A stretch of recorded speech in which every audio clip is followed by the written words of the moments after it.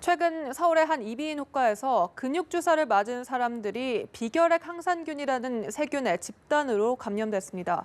이번 사고는 주사기 재사용으로 발생한 C형 간염 집단 감염 사태와 비슷한 점이 많습니다. 김지수 기자의 보도입니다.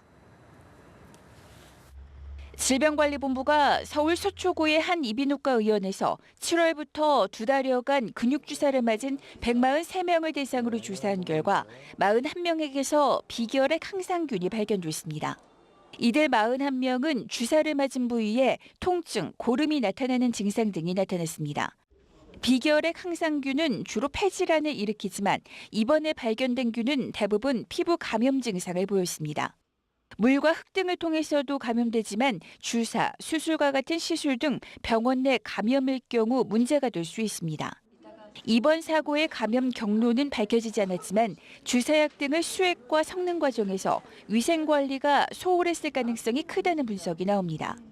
보건당국은 분말 형태의 항생제를 수액에 섞어 주입하는 과정에서 약이나 수액 등이 오염돼 발생한 걸로 보고 있습니다.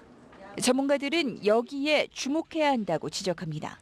이번 사고도 주사기 재사용으로 인한 C형 감염, 집단 감염의 연장선상으로 이해할 필요가 있다는 겁니다. 부주의한 주사 사용 실태는 최근 조사에서도 알 수 있습니다.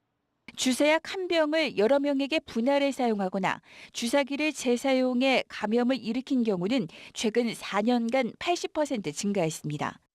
최근 1년 동안에도 주사약 분할 사용, 동일한 환자에게 다른 약물을 주사할 때 주사바늘과 주사기를 재사용하는 일이 여전히 발생했습니다. 그럼에도 주사제 사고를 막을 마땅한 대책은 없는 상태입니다. 주사제 투약 지침 개발과 의료인에 대한 정기 교육의 의무화가 시급하다는 목소리가 나옵니다. 연합뉴스 TV 김지수입니다.